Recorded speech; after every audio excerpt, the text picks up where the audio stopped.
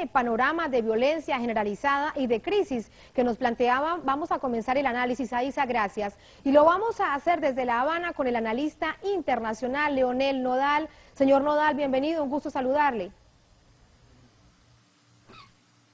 Buenas noches, muchas gracias. Si le parece, vamos a comenzar con el tema de las elecciones, que es la coyuntura el próximo 19 de junio, porque de allí surgirá una asamblea que redactará una constitución. Después de la invasión de la OTAN, de la devastación de la nación, de escuchar este reporte de nuestra enviada especial Aiza García a Libia, de la crisis de derechos humanos, ¿qué cree usted que va a poder hacer esa asamblea constituyente una vez sea electa el próximo 19 de junio? Bueno, en verdad se trata de una violación más de lo que podrían ser en efecto y en profundidad, en realidad, los derechos humanos del pueblo libio. En este caso, derechos civiles, derechos a elegir a sus propios gobernantes, a escoger su propio camino.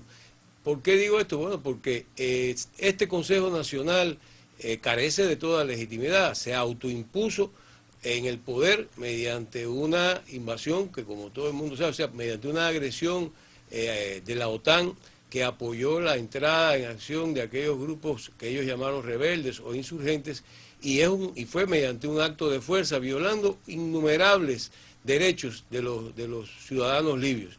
Entre otras cosas, la OTAN contribuyó a la victoria de esos insurgentes, destruyendo mediante más de 20.000 salidas aéreas, decenas de poblaciones, las principales ciudades, residencias de civiles, casas, viviendas. Por lo tanto, es un acto que pretende legitimar lo que se hizo por la fuerza y mediante un acto completamente violatorio de los verdaderos derechos humanos del pueblo libio. Si se pudiera, en ningún caso se podría admitir una intervención humanitaria, y mucho menos en este. Esta asamblea, por lo tanto, aparentemente está tratando de darle legitimidad a un estado de cosas que es el resultado, como decía, de la violación flagrante y sonante, conocida por todos, la opinión pública internacional de los derechos del pueblo libio.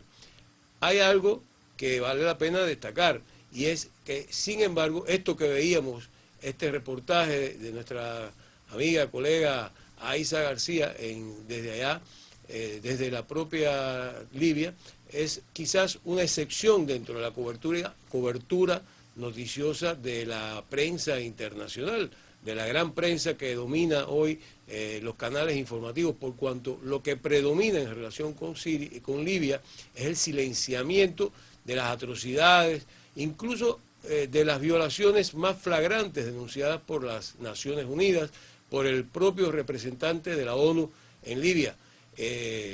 Así es que el silenciamiento es otra violación, por cuanto le está ocultando al mundo y a los propios libios lo que pasa en esa nación. Señor Nodal, un ejemplo de los candidatos, bueno, que están en esa pugna por los 200 escaños para la Asamblea Nacional es el señor Jibril. Él ha conformado lo que le ha llamado la Alianza Nacional Libia, que ya cuenta con más de 60 partidos y 200 organizaciones de la sociedad civil. En este marco se prevé una asamblea conformada por exmiembros del Consejo Nacional de Transición. ¿Usted qué opina de este aspecto que para muchas organizaciones sociales al interior de Libia preocupan? Brevemente, por favor.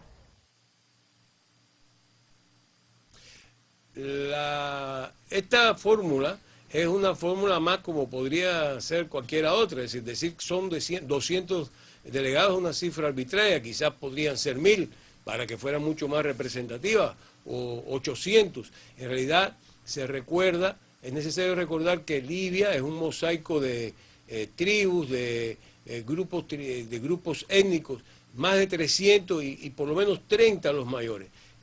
Hasta el derrocamiento en octubre del año pasado del líder libio Muammar el-Gaddafi, esas tribus, esos pueblos, incluso los que todavía hoy viven en condiciones de andariega, como diríamos, estaban más o menos equilibrados y lograron un equilibrio, una representatividad en distintos órganos de elección o popular o designación por sus propios grupos humanos.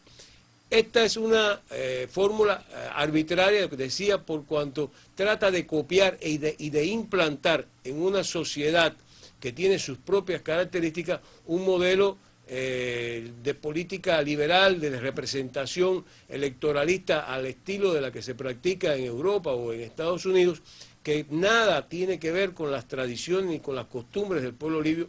Por lo tanto, no es raro que a esta fecha apenas 1,5 millones, según las cifras que ellos ofrecen, de los libios con derecho al voto se hayan inscrito, es decir, de casi 4 millones.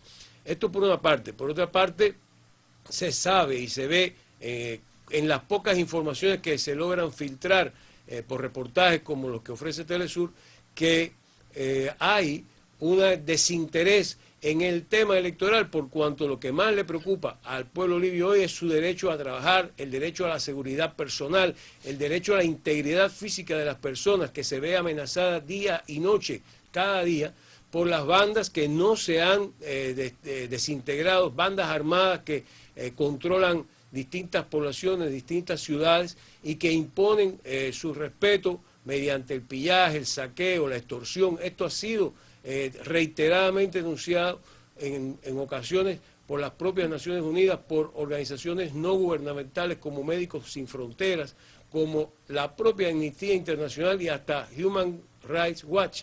Estas dos últimas organizaciones que ciertamente son controversiales, porque muchas veces también han servido a los intereses de los agresores, ¿no? Y es de hecho un formulario electoral, un formulario constitucional que difícilmente logre saciar las necesidades del pueblo libio. Señor Nodal, muchísimas gracias por ese análisis para Telesur. Bueno, seguimos atentos a lo que allí suceda. Era Leonel Nodal, analista internacional, nos ayudaba a ofrecernos esta mirada de lo que sucede en este país norafricano después de la invasión de la OTAN de algunas naciones de Occidente. Así ponemos punto final al fondo de la noticia. Los dejo con Abraham.